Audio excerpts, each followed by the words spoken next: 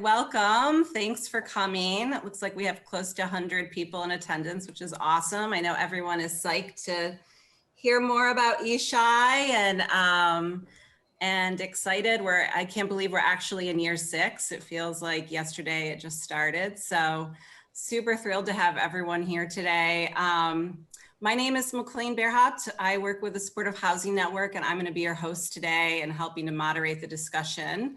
As many of you know, in 2016, Governor Cuomo announced a commitment to fund 20,000 units of supportive housing over 15 years. And as part of that, the goal has been to really put out or fund 1,200 units a year.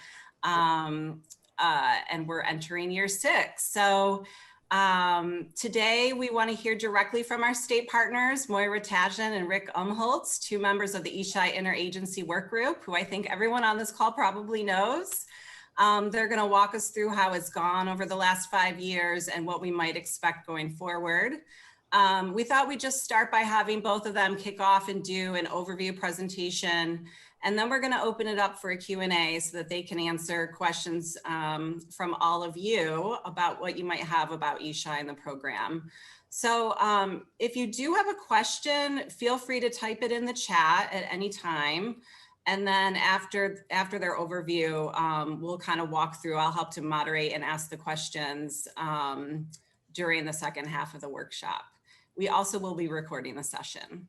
So thanks again to everyone for joining. With that, I think I'll hand it to Moira to kick us off. Great, and thank you very much, McLean and Steve and all of the network for putting this together for us. And welcome, everyone. It's great to see everyone's name, if not your faces as well. We've been working since August of 2015 on ESSHI. In 2015, we came together as an ESSHI work group. And we've been working collaboratively since then to put together what we want to have is the ultimate goal, as McLean said, 20,000 units of housing in 15 years. But let me walk you through why we're having today's meeting. Today's session and the one that will be on Thursday is really to kind of remind everybody why we are where we are and what we are planning on doing as we move forward. Many of you have been here since 2015, 2016, but there are also a lot of people who have just come to the table to learn about ESSHI. With everything, there's a lot of turnover, so we wanted to open this up for any kind of discussion. Give you a little bit of background.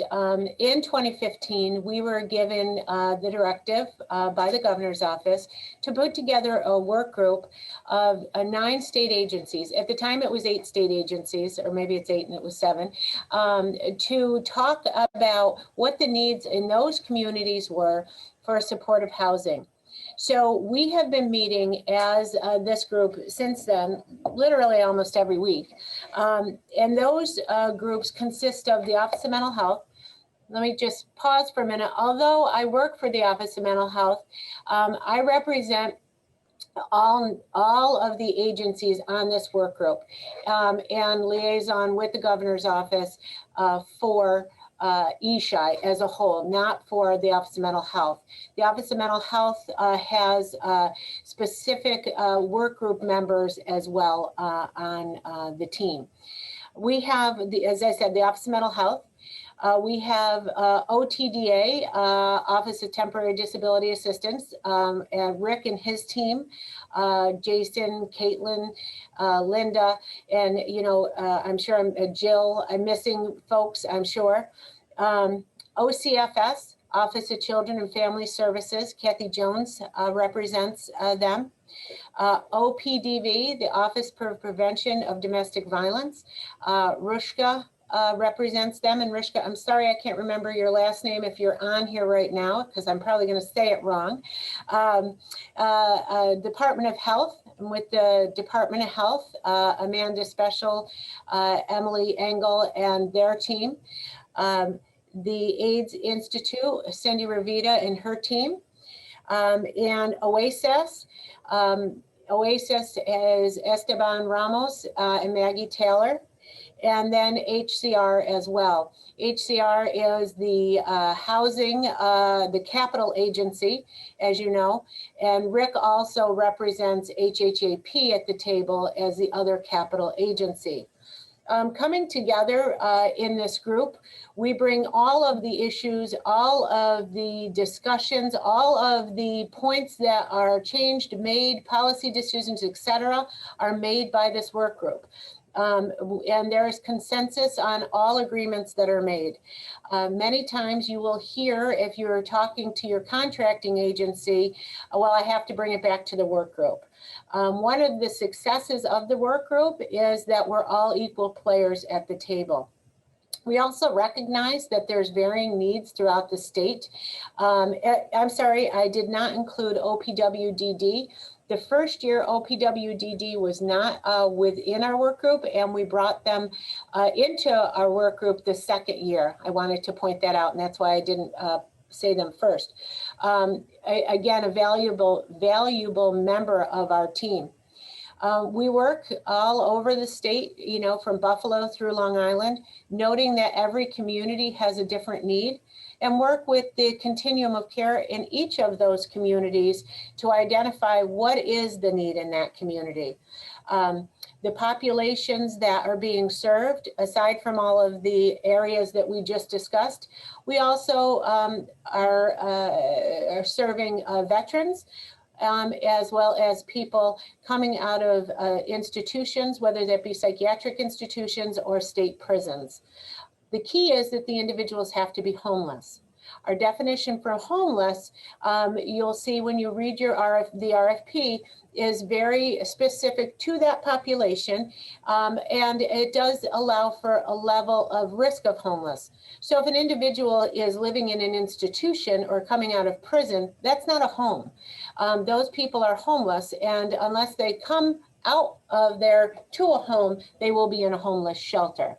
So that is an example of that. Over the past 5 years, we have intentionally done one RFP per year, and that was to see what we could learn from the year before. When we started this, you know, we really were very much about deliberately trying to design the needs of the RFP around the needs of the community. So what we did was we looked at the previous year's RFP and said what worked, what didn't, who applied, who didn't apply, why didn't they apply, who do we have to reach out to, and explain that they have the availability to, you know, ask for services, ask for, you know, components to the properties in which they're building. So part of that, it has been, well, that's been very successful, actually. We're going to continue doing annual RFPs at this point. We are going to be making some changes as we go into year 6 that will be a little different from the past. I would say one of the things that we can discuss is that there'll be a 24-month instead of a 12-month period of time that you can obtain what you need to obtain to build your project. As you know, we have not put out the RFP yet, and the reason for that is because we wanted to have this meeting first. Had we already had the RFP on the street, we'd be in a blackout period and we couldn't talk about anything with you. Although we can't discuss a lot of the specifics about the RFP, I will tell you it will be out within the next week or so. And we will still have a Q&A period after it is on the street. I could keep going, but I think I'm going to segue over to Rick and have Rick start addressing some of the areas that we've seen as far as some statistics and where we are with our numbers. And then we'll open it up to a discussion with all of you. Thanks, everybody. Rick? Thank you, Maura. And again, thank you to McLean and Steve for hosting this platform. In full disclosure, I miss the days, you know, in the first 3-4 years of this, we kind of traveled about the state and made ourselves available to talk about ESSHI and have roundtable conversations. This little thing called the pandemic kind of hit and we moved to this virtual format. In full disclosure, I'm still getting adjusted to what that feels like. I'd much rather be in person with everybody and having those types of conversations. You know, as Moira mentioned, we are entering the 6th year, but before I get to kind of the statistics and a little bit of a nuance of what that means around the 6th year, I want to give a heartfelt thank you to all of our providers that are on this platform and many of our partners who didn't join today or maybe joining Thursday, navigating the pandemic and working with you and your tireless efforts to keep folks safe and keep projects moving forward.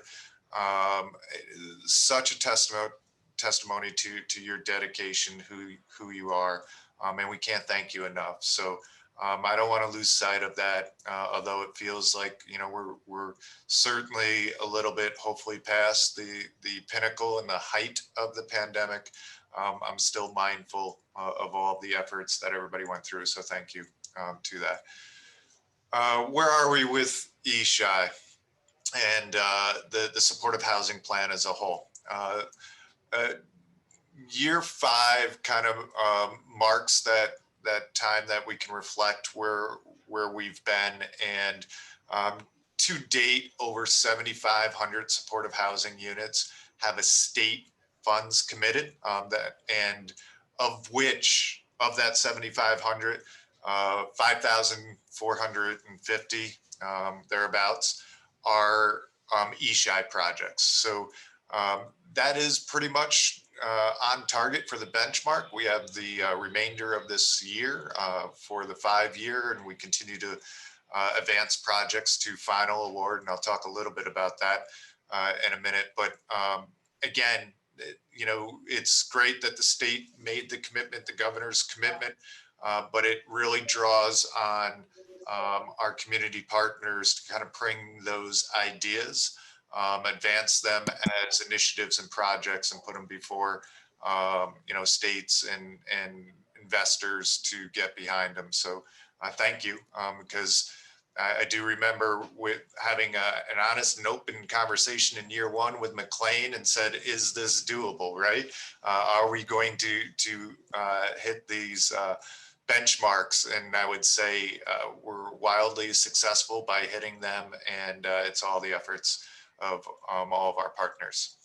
So just as a little bit of a refresher, the way ESSHI works kind of mechanically is when we release that RFP, reviewers from at least 3 state agencies are assigned to the applications for a thorough evaluation. And, you know, some of the considerations: is there a need in the community? You know, what,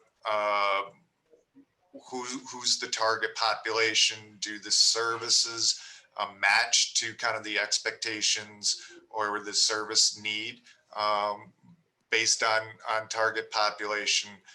Is the budget kind of comparable and justifiable based on the proposed scope of services?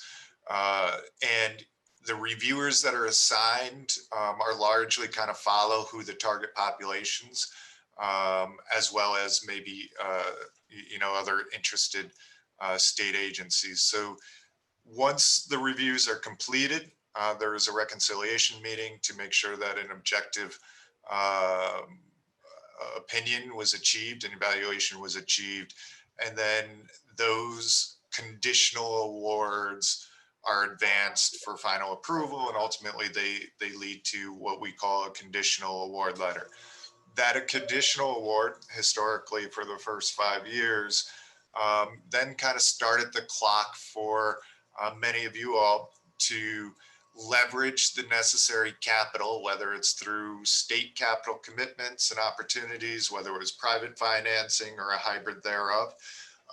And there was 12 months to advance the project to final award, meaning our not-for-profits, our partners here, had 12 months to demonstrate to the state contracting agency for which that conditional award was assigned demonstrate 100% of the capital commitment. Once that was satisfied, that project would be brought back to, as Moira said, the work group, which we meet every Tuesday, and we continue to meet that. There may have been a handful of opportunities we haven't for one reason or another.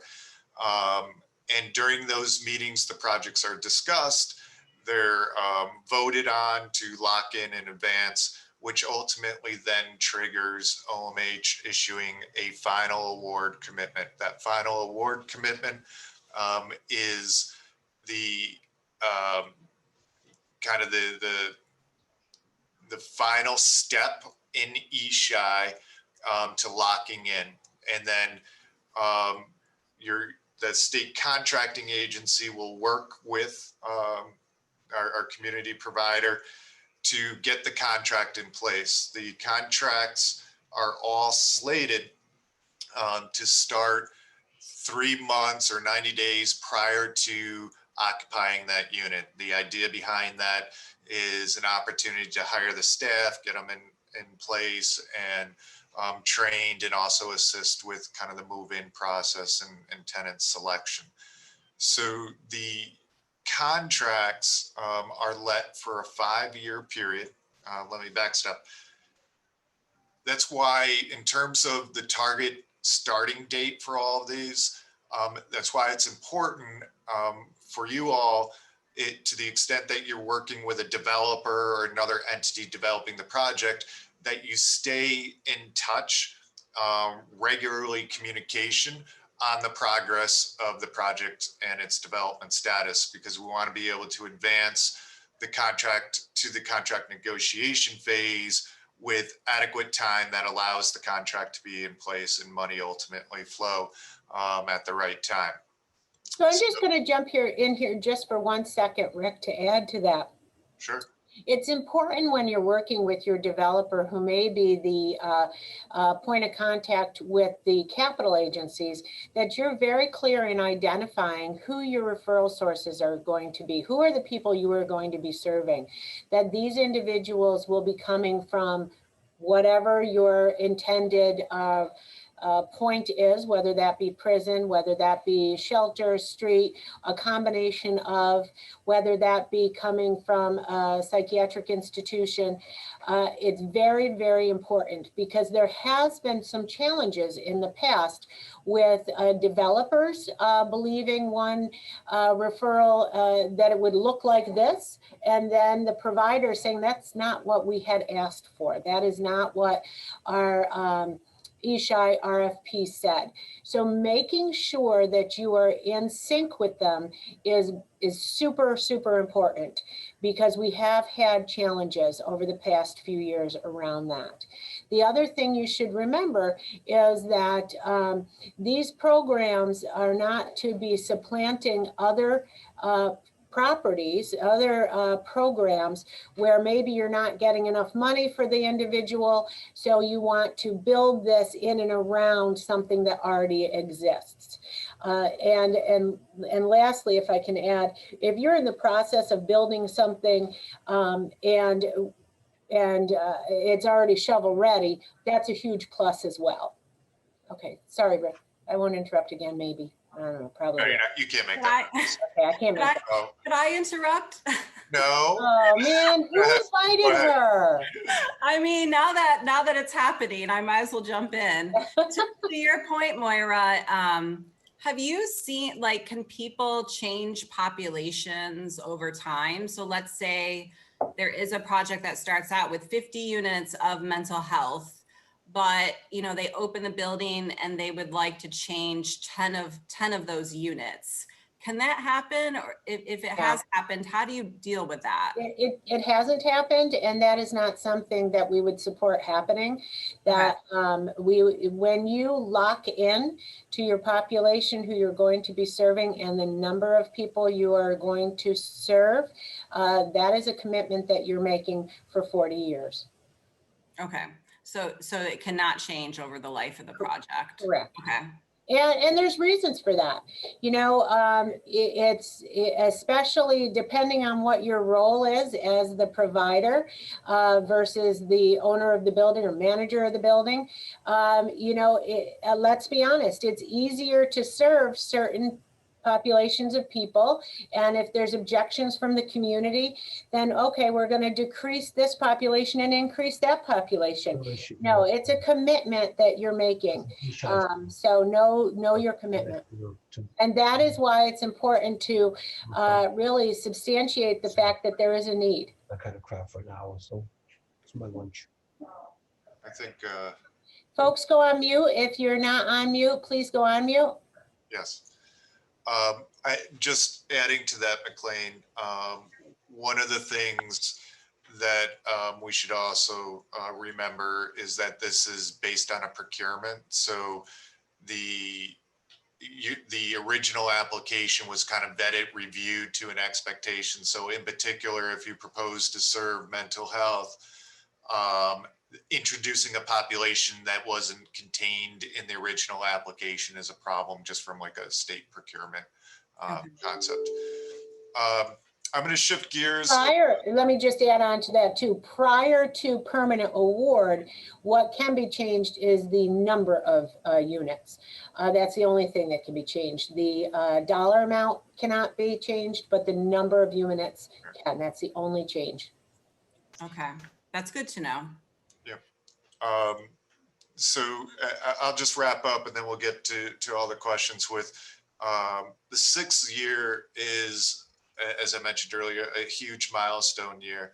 For many of the state contracting agencies, that means that the first contracts 5 years ago are up for renewal.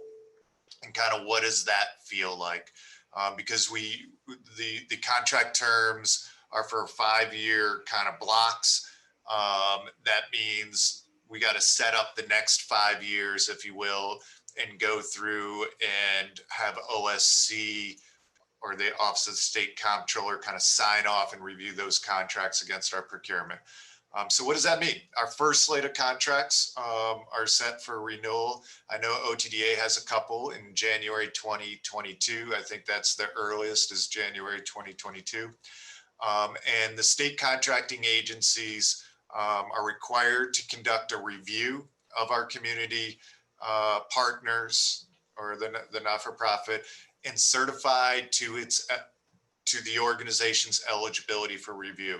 Our review will consist of kind of the performance, the fiscal, the capacity, and identify if there's been any issues along the way. Presumably, there's been maybe a monitoring opportunity has happened.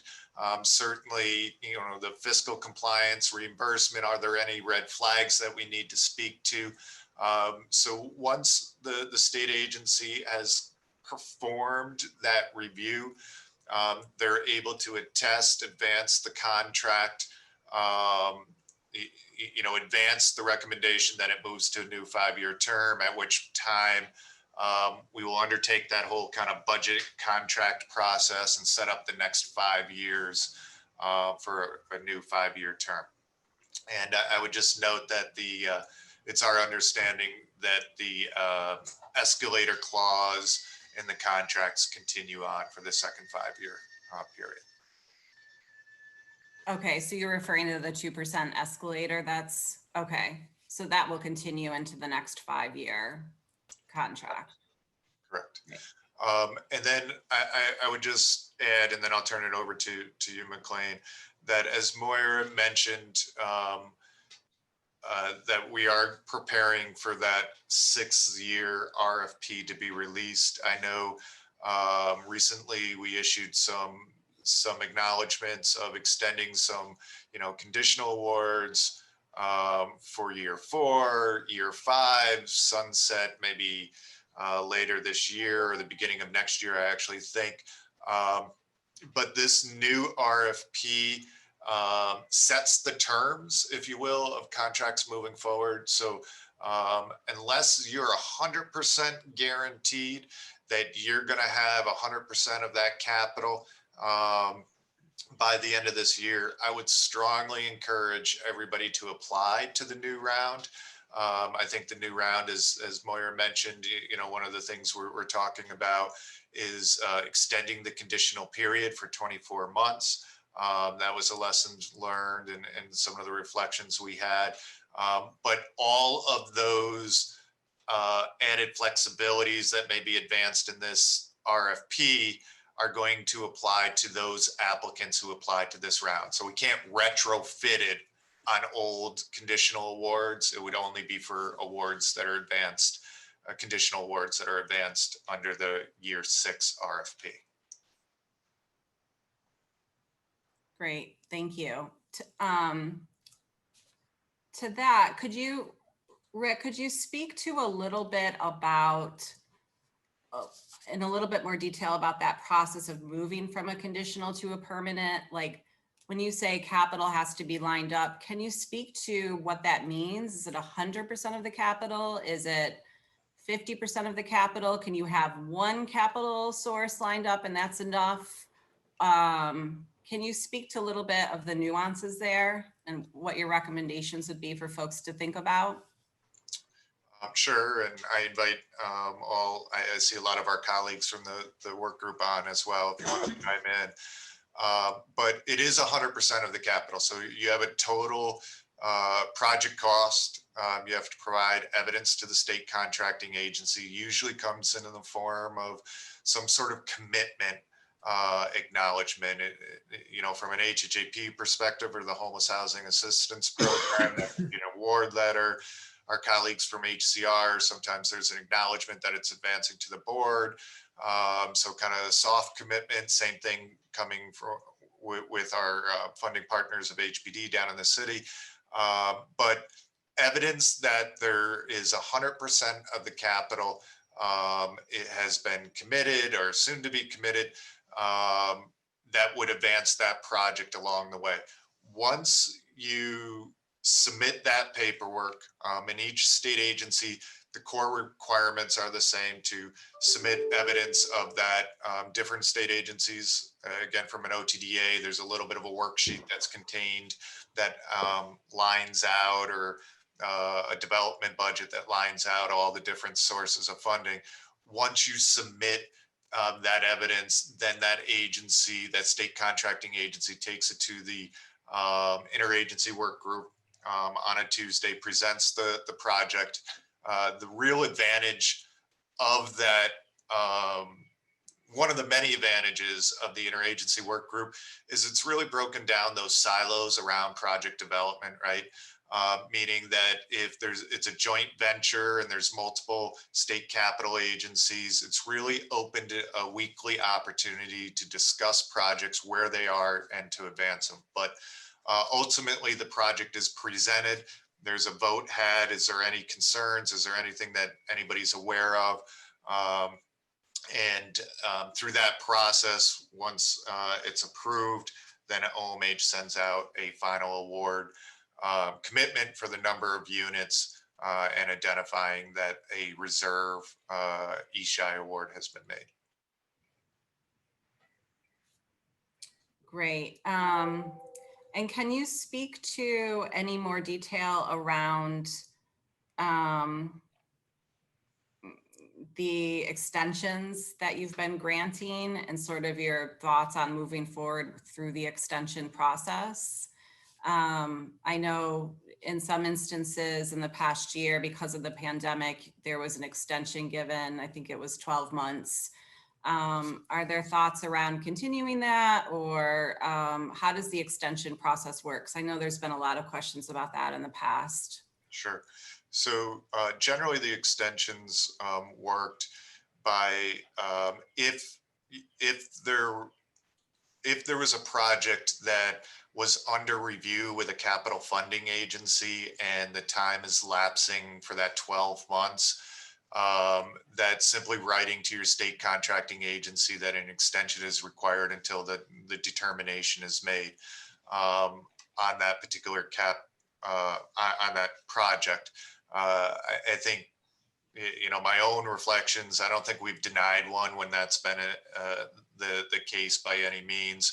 So we grant an extension for a period of time or until a determination was made on that particular project, so that the project can move to final award with ESSHI, or ultimately a new application for a future ESSHI should be submitted. So I think, as Moira mentioned, that one of the acknowledgments and reflections is that by the time you have the ESSHI conditional award in hand, which, quite frankly, if I put my capital hat on, has really satisfied which comes first, the chicken or the egg. Many of the capital projects wanted to be able to see the services and operating to demonstrate the fiscal viability. And then some of our older legacy services program wanted to see that the project was built, right? So ESHI really kind of solved which comes first, services or capital, and it allowed us to meet projects where they are, whether it's in concept or conceptual view, or maybe they're further along in a shovel-ready kind of project. So one of the things that we acknowledge is that sometimes if you're not as close to shovel ready, it's a little bit further upstream, if you will, doing a 12-month conditional award is a tight turnaround in order to demonstrate 100% of that capital, just particularly if it's a larger project and you're aligning multiple financial resources to advance the capital piece of that. So as Moira mentioned, one of the advances we're making in this year's RFP is an acknowledgement to that, and that the conditional award will sunset after 24 months. And I think that will also decrease the likelihood of a need of some of those extensions. Okay. I also, again, kind of a 5-year look back, experience, reflections, and I'm just going to share this thought. One of the things that the annual RFP has allowed all of us to do is also, maybe you apply early on in your thought process and some of your projections were right, but some of them were off. It allowed you to recalibrate that project by submitting a new application in ESSHI if you didn't, advance to your final award. So some of the examples of that is maybe a nuance with the target populations, from your early on, way upstream conceptual to the actual, once it was further along in the progress, maybe the needs change, 16 months, 18 months, a pandemic happens. So maybe the target populations need to change. So it allowed folks to kind of recalibrate it. Maybe your initial projections, you only requested $18,500 per unit based on actual costs. Now it allowed folks to maybe move to 22,000 or the up to 25,000. So clearly one of the advantages of reapplying allows you to make those adjustments as your project is kind of moving forward. Okay, but you can't do that through an extension process. So that is a decision folks would have to make along the way. Correct. So kind of, again, operationalizing that 24-month concept, I think what's going to change for everybody is, yes, it'll be a 24-month conditional award, but if you need to make material changes to that original application, that's not going to replace the need to apply in a subsequent round to make that material change. Right. Got it. And do you think, though, the extension process will still be an option moving forward now that it's going to a 2-year, or is that to be determined? I think the flexibility will always be there, but I think, making that case is going to be interesting. Like the 12 months, it's easy. It's an easy sell, right? Well, it took me 9 months to apply for this funding cycle because it only happens, twice a year or something like that.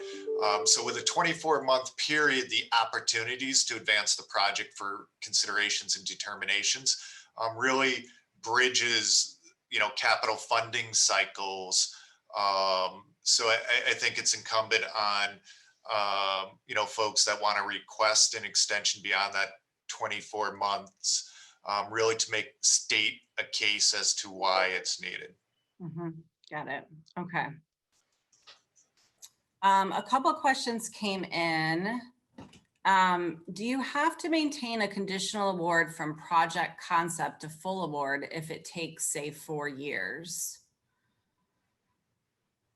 Say that again. Maybe I can read. Yeah. Do you have to maintain a conditional award from project concept to full award if it takes, say, 4 years? I think, and John, if you want to pipe in, feel free to unmute and you can give more context. But I think the question is, to your point, Rick, earlier, like, I think you'd have to keep reapplying, right? If the project is changing. Right. So the conditional awards sunset, right? So under our current system for the past 5 years, you had 12 months. After 12 months, if you didn't lock into a final award, that conditional award is no longer valid. And we actually had a couple of projects that, we're actually banking on leveraging the capital commitment by the expiration of the 12-month conditional award. And that didn't work out for some reason. So they were actually left with a sunsetted ESSHI award, maybe 80% of their capital award that they kind of had to wait to apply again for ESSHI in order to, bring back that service as an operational. But to date, there hasn't been anybody that's kind of maintained a conditional award for 4 years. They've had to apply each round to secure a new conditional award. I guess that was more my question is, like, do you have to do that and sort of keep your place in line essentially and like keep reapplying, or can you apply, can you just wait and apply when it's more shovel ready? That was sort of the question I was getting at. Oh, gotcha. Yeah, I mean, I think with all of our colleagues and our reviewers, there is kind of points associated with a readiness. So I would encourage you to apply when you're ready. If you know a project's not going to go forward in the next 3 years, you're just that far away. I acknowledge there's a time, there's a commitment, there's a bit of a labor of love to applications that have to be contemplated.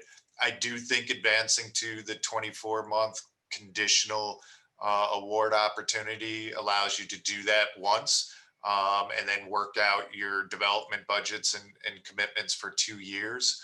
But certainly, I think it's your call. I don't know as if the state has a preference one way or another. And for folks that had received a conditional award for round 5, will there be an extension to 24 months or will it be the same 12 months and they have to? Yeah, that's what I was kind of alluding to this earlier, that the RFP by which the conditional award governs the kind of parameters by which we have to operate for that conditional award. So that 24-month period for the conditional award only goes into effect with applications that are applied for in year 6. We can't retrofit that on last year's RFP. It's a material change to the RFP. We can do the extensions within the framework of the RFP, but we can't leverage that 24-month conditional on any of our conditionals. So bottom line, if the only thing you take away from this is you should reapply to round 6 so that anything that is attractive in this year's RFP that may be advantageous to you all can apply, because we can't overlay that on prior commitments. Great, thanks for clarifying that. Someone was wondering, how long does it take once you, you apply to the RFP for a conditional award? how long does it take before an award is made, roughly? How long has it been taking? I see Moira is back. Do you want to answer this or you want me to keep going? So it's usually it depends on a couple of things. Usually a couple of months by the time all the contracts are signed and the money goes through. But remember, you can have a conditional award, but your contract may not go into place for 18 months because you have to build the building. So if it's a building that's already built or is almost built, it's from the time you receive that conditional award, it could be a couple months. But in most cases, it's 18, 24 months before the building is ready and you're applying to get those, you're contracting to get those dollars. You usually start working with you 4 to 6 months ahead of time to get that ready for you. So it is available on the date that it is determined you need those funds. I also want to just make a distinction because I'm kind of wearing both those hats, both ESSHI and HHAP. Just as a reminder, as it relates to ESSHI, ESSHI is an open and closed RFP. In other words, when we release the RFP, we usually leave it out on the street, minimum of 30 days. You know, sometimes it's been 45 days. And then there's kind of the due date of those. That'll then, we jump off from that to do an eligibility determination or what we call a threshold. So kind of does the applicant meet the minimum qualifications, and then it's advanced for a review by the 3 participating state agencies. And then a final determination and awards are let what we call the conditional awards. So that process is the better part. Once they're due, Moira, I would say about a 4-month process between reviews and approvals, 3 to 4 months before we make final determinations. Putting on my capital hat, the Homeless Housing and Assistance Program is an open RFP, meaning that we continually accept applications for our capital funds until funds are exhausted. So we're currently open. Obviously, the more ready the project is, you know, probably more competitive that it's scored. We also use a concept paper process, meaning that if you have an idea, and it's out on our website, if you have an idea about a project, you simply submit a 1-pager to us, and we'll provide some technical assistance and some feedback before you undertake the task of writing a full RFP. It allows you to avoid some pitfalls, or if there's a structure there that we need to iron out and provide some guidance on. That concept paper allows us, while we have an open procurement, to engage in a back and forth around the concept. So kind of 2 different approaches, right? One's an open RFP, that's our capital. ESSHI is an open and closed window. Great.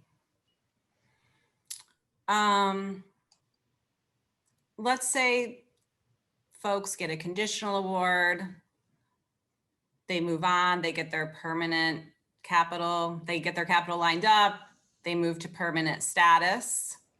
How then is a project assigned to an ESSHI contracting agency? Can you talk a little bit about that in the interface between populations? Sure. You want me to take this, Rick, or you want to do it? Go ahead. All right, so it depends on what the population you've determined to service. So if it's mental health, it's going to be OMH. If it's veterans, it's going to be OTDA. If it is a youth, it's going to be OTDA unless you specify it's mental health youth, then it'll be mental health. So it is based on who you're going to be serving. Individuals with chronic homelessness will be OTDA. If the building has a mix of, say, 3 or 4 populations, we look at a couple of things. One, what's the majority in the building? And it may go to that, or if there's a relationship already with a contracting agency. So say, for example, there's three different, there's chronic homeless, mental health, and substance use, but it is someone that OMH has a relationship with. We have a number of contracts with them. It makes sense, then it would go to OMH. And the reverse would be if they had the relationship with Oasis or OTDA.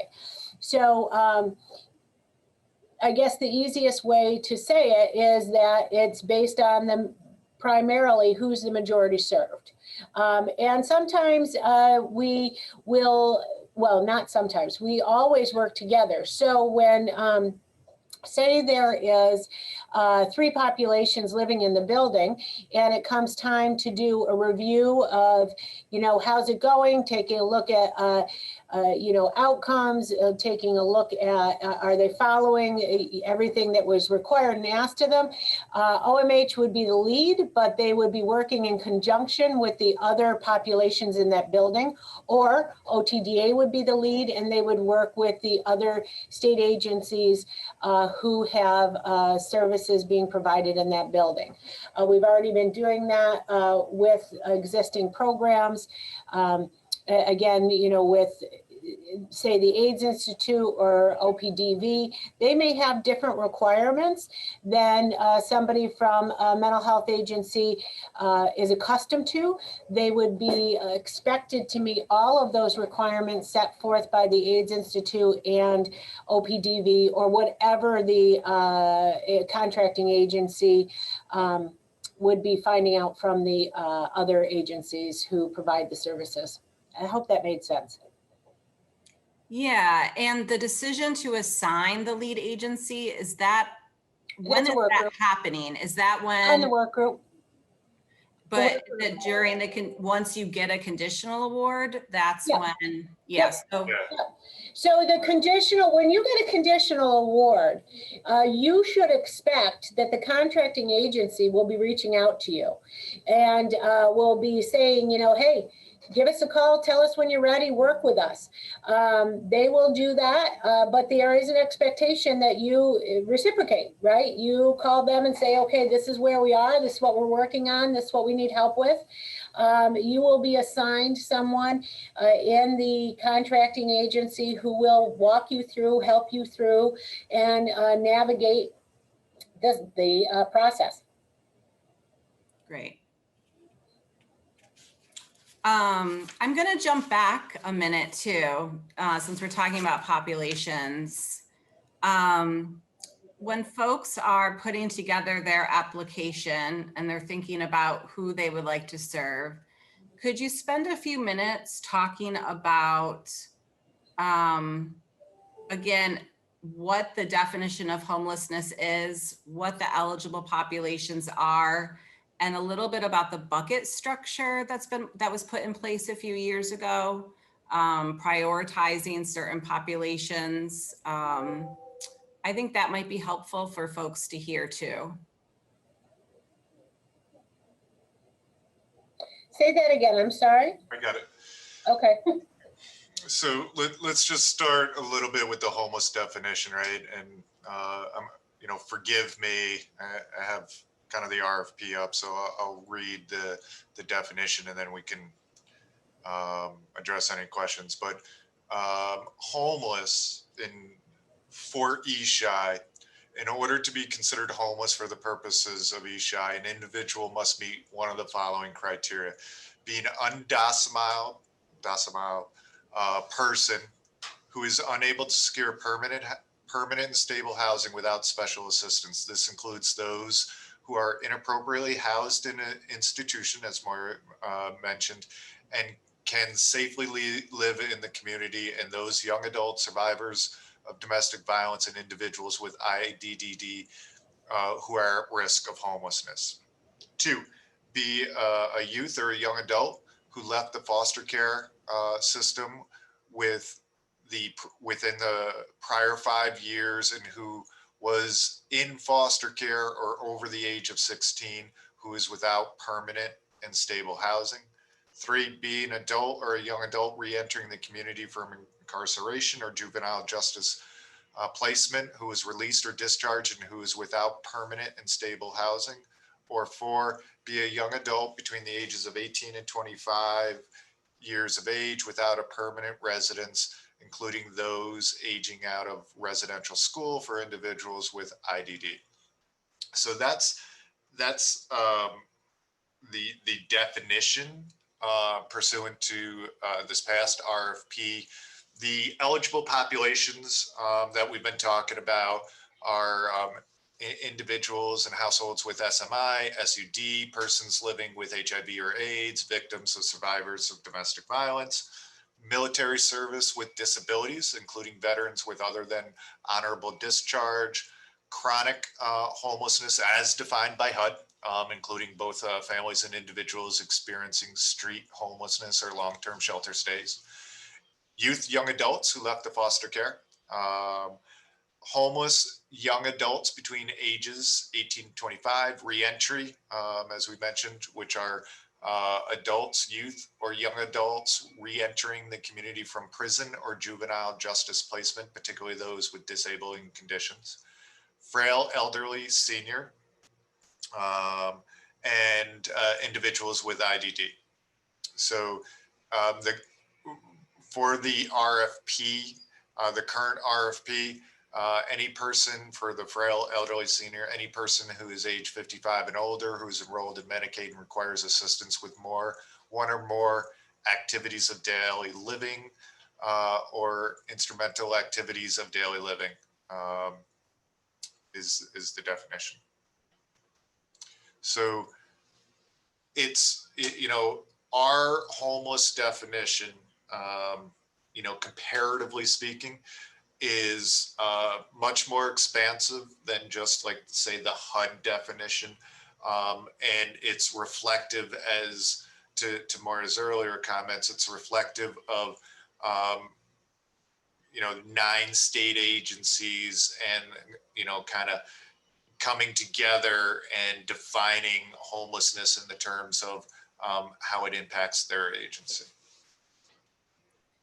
And in past RFPs, though, there have been, I refer to them as buckets. Maybe that's not the right terminology, but certain population, like there was prioritization, right, given for certain populations. So if X number of conditional awards came in for, I think it was the mental health population, SUD, chronic possibly, am I correct to say that those are given higher prioritization than others? Could you walk us through sort of that bucket process and how people should be thinking about that?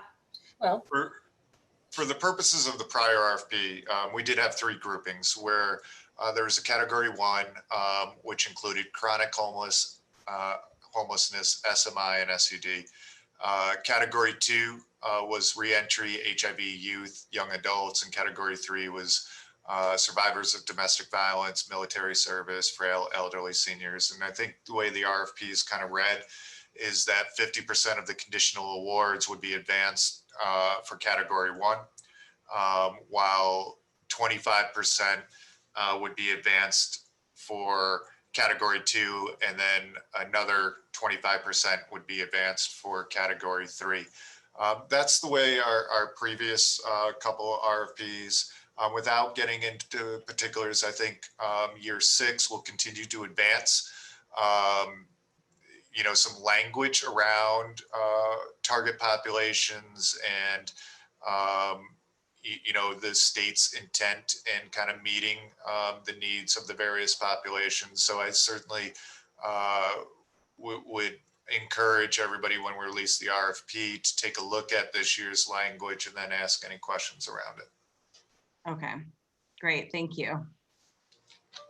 And I think Moira said this, but I just want to kind of re-emphasize that every year, one of the things that were really, really valuable to us is both through all of our own state agency kind of provider meetings that we may have, but also we used to do a little bit of a road show where we had an opportunity to very much have this type of forum and receive feedback. So, you know, year 6 really kind of marks hearing some of those, acting on those, and we continue to fine tune it.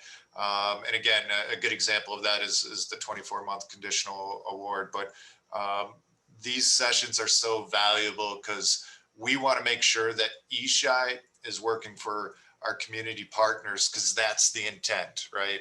Is to make sure that these funds are ultimately flowing to the projects that are being resurrected in our communities to provide the necessary support services. So although this is a little bit of a you know, mark on year 6 and you know, a little foreshadowing that an RFP is coming out, we continue to accept feedback after year 6 through the question and answer period, or even months later.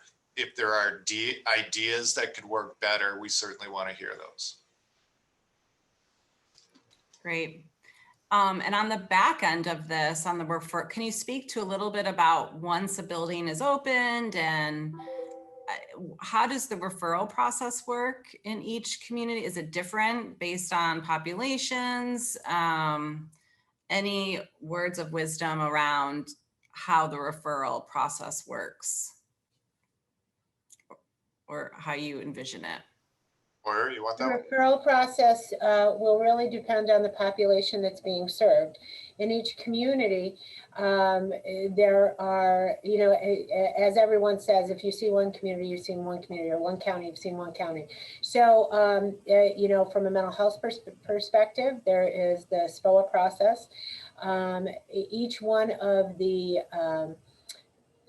areas of referrals could come from the COC in that community.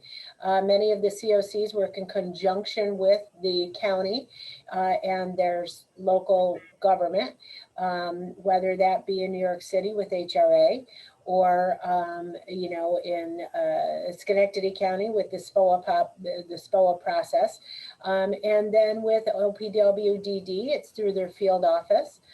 So it really depends on what is the population being served, what is the system for referrals for that population within that catchment, and where the individual is being referred from. Great, thank you. Another question that came in was around the rate itself.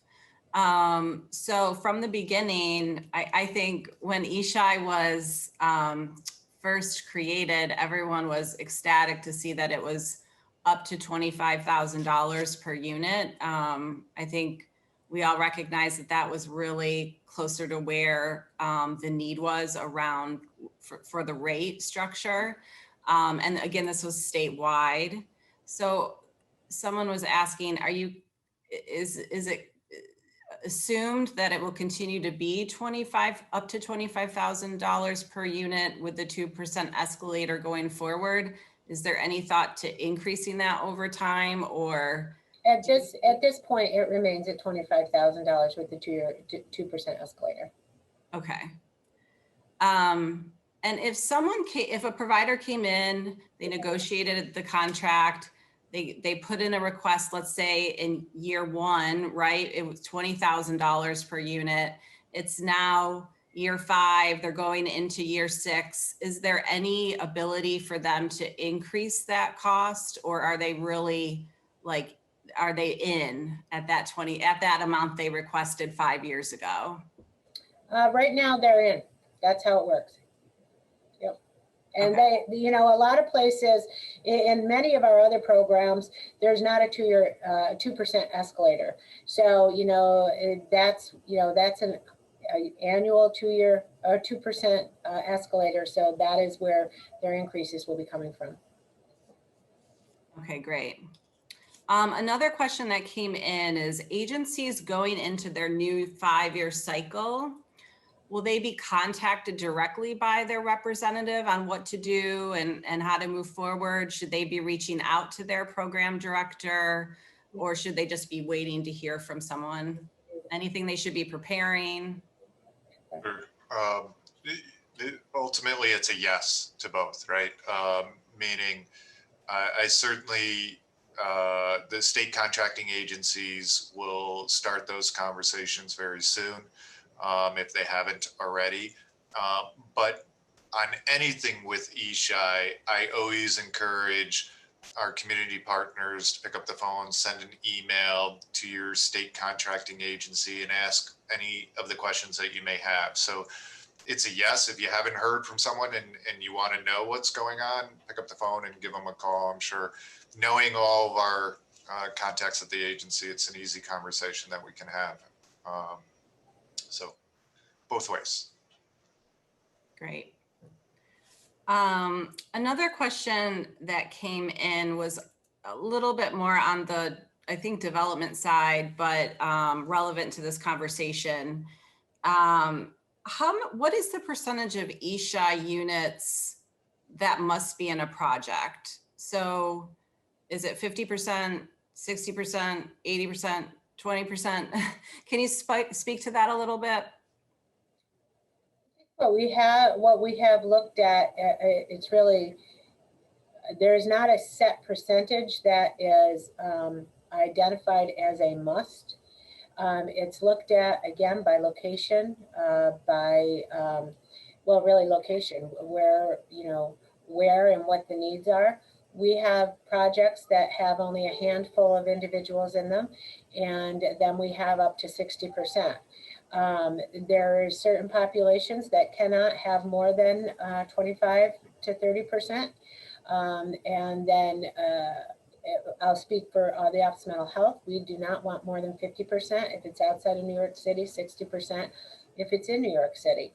OPWDD has a threshold of 25% if it's above a certain number, and 30% if it's a different series of units.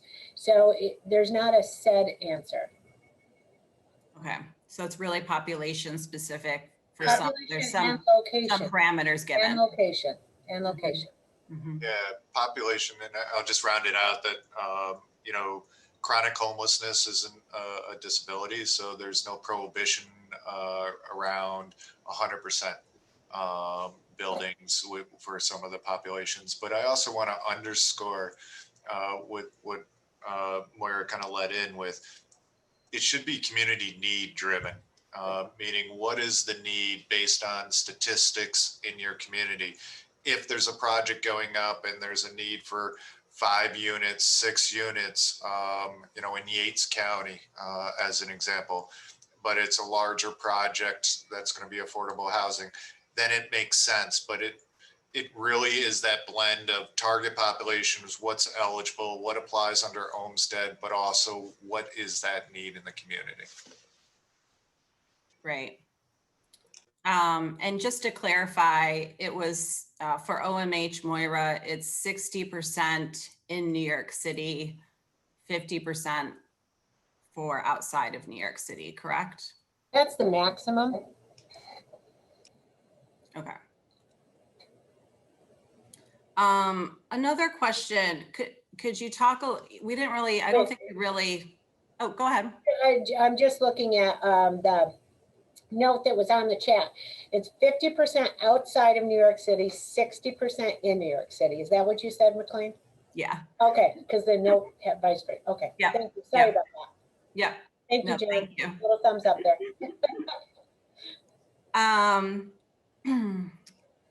Eligible applicants, it has to be nonprofits, right? Yes. But could you speak a little bit to the relationship between, there's some nonprofits who go in as the developers. Mm-hmm. There's some nonprofits who go in doing the operating and services. Could you speak a little bit to the relationship of the role of the nonprofit in these projects and your vision for that and how you've been seeing that play out? So I'll start out a little bit there.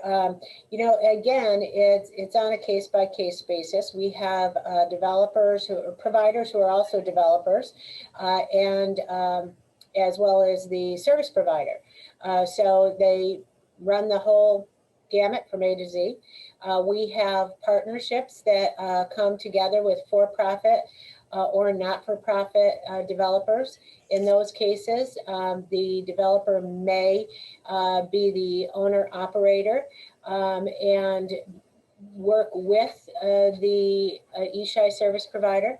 We also have relationships where after the tax credit period, the provider, the ESSHI provider takes over the building and becomes the owner. So we have a whole host of ways that these relationships can exist together. We have providers that, because they're bringing to the table these resources, have come to an agreement on developers fees.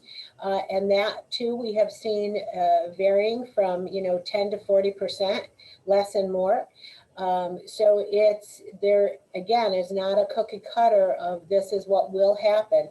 There are a number of options, and it comes down to, what is the relationship you have with that developer? Are you the developer? Do you want to be the owner operator? And what is the stake that you're bringing to that table? And what do you want to get out of that? So we are not prescribing one thing or another, but all of them have been put to the test. I just want to add, for our not-for-profits, many of which are on this call, you are such an integral partner to that development team, not only for all the same reasons that Moira just said, but you bring insight to the service needs and maybe even the design needs within a particular property. So, your voice should be at that development table. A good example of it, and again, I'm going to blend my hats here, but if you're serving a population for survivors of domestic violence, maybe the design of the building isn't being mindful of any safety considerations that needs to be made, or just kind of service space needs. So very much there should be an active voice in that development project to ensure what's being developed meets the needs of the target populations. Rick, I'm glad you brought that up, because one of the things that we stress within our ESSHI work group is that we're partners with the capital programs. We're partners with HCR and HHAP, that no conversation should be happening without us at the table with the capital providers. So we work very, very closely with HCR and HHAP. I would say that if you're coming to the table as an ESSHI provider with an ESSHI award, you should be at every one of those conversations with that your developer, with HHAP, HCR, or whoever is giving you the capital. It should be no conversation without me situation, because you don't want to get to the end of 18 months and all of a sudden they're like, oh, and this is what you have to do, and this is, you have to take your referrals from here. I said this in the beginning, that you have to make sure you guys are on the same page. We have seen too many times over the last 5 years where the developer and the service provider are not on the same page when everything is said and done. So I know if I was running a program, I'd be at that table all the time. I'd be assigning somebody to that project and pretty tethered to that developer. Mm-hmm. And we actually put in the chat, for those that are interested and maybe have not seen it, at the network, we have a joint venture guidebook that sort of walks through all the different scenarios and parameters and things to think about at those conversations. We also agree, Moira, that we've strongly encouraged the nonprofits to be at the front end of that conversation when it's being discussed and designed. And remember, this project wouldn't be happening without you. Right. You're, as Rick said, integral to this. The developer wouldn't have gotten the award without you. Right. So happy to talk more offline. If folks want to learn more about that, consider us a resource as well. We're happy to fill that role as well. So we have about 15 minutes left. is there any questions that folks have that weren't asked and you want to pipe in? We have time to do that. So raise your hand and we can unmute you, and feel free. I can't believe everyone's so quiet. Actually, neither can I. I feel like we covered a lot. There's a lot here of all aspects, from the beginning to the middle to the end once a project's open. Well, I just want to wish people a good luck and your year 6. I also want to encourage people to please apply. We have seen in some areas a reduction in applications, and every population being served is in need. So please, please take that time, read that RFP. If you don't feel like you can apply this year, plan for it for next year. There's thousands of people who need these units. So we want to be able to work with all of you. We're lucky that we have this in New York State. I'm on a task force for all of the other states, a housing task force. And sometimes I don't like speaking because I hear what other states have and they're excited about getting 200 units or 300 units. And I'm like, oh, we have in a good year, we've got about 1,600, and I know we need more and more, but we're lucky that we have what we have, and, embrace it, move forward with it, and we will all be here to help you if you need assistance. Every contracting agency on the work group is totally committed to working with you and your agency. They'll give you technical assistance. They'll do whatever you need. We're there to help you. Yeah, and I'll just echo what Moira was sharing. I'm always struck by the passion on all sides of supportive housing and the ESSHI, from Shinny, McLean, and Steve, the conversations, the challenges, and the hurdles that you help us lead to all of you on the phone. Or on the WebEx, and the daily opportunities that are presented, the challenges that are presented to our work group members, the passion by which they fight for projects and try to work with projects.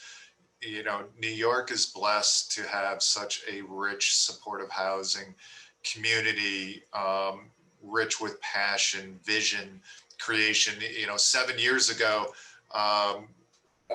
who would have even advanced the idea of ESSHI or be having a conversation?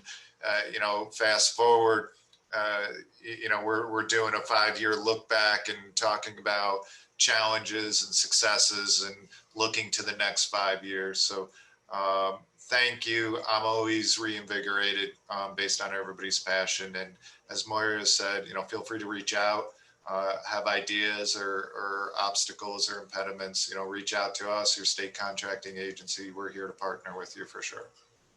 And I see that there was one more thing that just popped up on the chat, and that was about pre-development grants. And yes, the Office of Mental Health still is pre-development grants. So if you're looking for an OMH project and need pre-development, give us a call, give Julie a call. And I'm not sure, Maggie, are you on? Does Oasis still have their pre-development dollars? Maggie Taylor. Look at that, I called her right out. I don't know if she's. I don't know if she's on. Yeah. Still in the RFP. Oh, I do believe they do, and I'm going to go with, unless I'm told otherwise, I do believe they do. Okay. Great. We have one other question. How much should a successful ESSHI application with a conditional award be? I'm not quite getting this. Restructured for a new submission while pending project capital. Want to ask the question or give some more context? feel free to unmute and jump in. Hi, good afternoon. This is Patrick. Appreciate you taking the question. So I'm trying to get a sense of if we have a support service partner who received a conditional award and our project capital financing isn't going to be secured in time, so they should resubmit. What type of guidance should we provide them in terms of editing their new submission? Obviously, the prior submission was a strong submission because it was awarded. So I don't want them to overthink it, but at the same time, I want them to address any areas that are appropriate. So I want to say a couple things, and thank you, Patrick. And Patrick, are you a developer? Yes, I'm with CDS Housing, sorry. Okay, great. So a couple things. The first thing they need to do is read the RFP. And that's going to be key. We have had people resubmit without reading the RFP. There are changes every year. And without reading it, you're going to miss those changes. So I would say read the RFP, follow what's in that RFP, and resubmit it. Also, you know, the RFP should be led by the not-for-profit organization. So making sure that they are the people reading it, they are the people putting it together, so they know what is necessary in that application. Of course. Thank you. Yeah, I would just echo what Moira said.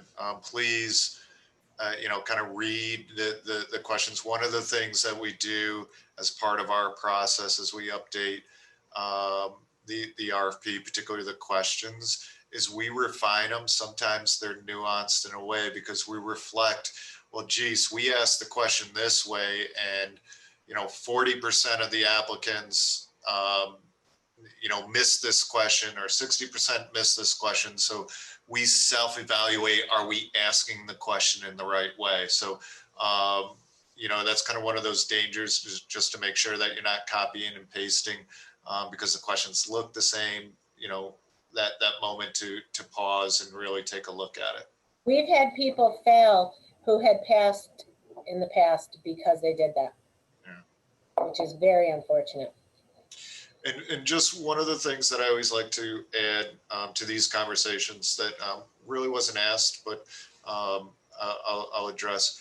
One of the things over the last 5 years that I think there's been a couple of things. You know, as I mentioned earlier, the success of the program is largely, you know, attributable to everybody on this program. But some of my own personal takeaways is, you know, the knowledge about ESSHI and with COCs, the integration with other planning groups and districts, and awareness of supportive housing and resources becoming available, I think is that level of communication and intersect is much higher than, you know, 10 years ago or even 5 years ago. So I think that, you know, ESSHI and everybody here has contributed to that success. The other thing that I think we see quite a bit of are applications that are diversified in who they intend to serve, right? So kind of multiple target populations, which I think, you know, it should be need-driven, community-driven, everything we said. I just highlight that one of the challenges in doing so is making sure that you're addressing the needs and the service package for all of the intended target populations. So, you know, the service package that is associated with a youth and young adult may be different and should be different, comparatively speaking, maybe to a veteran or a survivor of domestic violence. So, you know, I thank you for the question. It also, I extended, I always think there's an opportunity to look and say, hey, did we really address each of these questions, their service needs for each of the target populations? So I'll just kind of close with that as well as a helpful hint. Great. Any other questions before we close out, or any other highlights that Rick, Moira, other members of the ESSHI team want to mention? Rick, I was appreciating your plug there at the beginning that HHAP is still open for business. So that's always good to know. Sure. Yeah, and I always like to kind of put a spectrum on kind of where we are, a little bit of a rear view mirror. For the first 5 years, if we ball it up, let's talk numbers for a second. ESSHI funds have been requested in support of over 25,000 units of supportive housing. Now that is duplicative, right? There's no way to tease out from year 1 to year 2 to year 3, but that's a little bit of a volume that we've seen in terms of it. And that's a good indication of kind of what the need continues to be there. And I just close that with, on behalf of the work group and all of our colleagues, that as you have projects, as you're thinking of projects, we want to help you navigate to see them come to fruition. So, please reach out if you have questions or need anything from any of us. Great. Moira, any other last words? Yes, thanks. And I'll be looking for your names when we get your RFPs in responses. Great. And so how fast, so when should we be expecting the RFP? Soon. Soon. McLean hates that kind of answer. We want it sooner than later. And I would say expect it in before the end of July. How's that? Okay. I'll take That's that. reasonable. I'll take that. All right, we'll go with that. Great. Well, we will be watching, and we, of course, will share with everyone when we see it posted. So thank you again to everyone for joining. In case, your colleagues want to jump on, we will be doing another one of these on Thursday. We'll be sending out another invite for folks, but really appreciate everyone's time. Questions, you have my email. Feel free to reach out. Rick, Moira, the whole ESSHI team, thank you for doing this. We're very excited for year 6.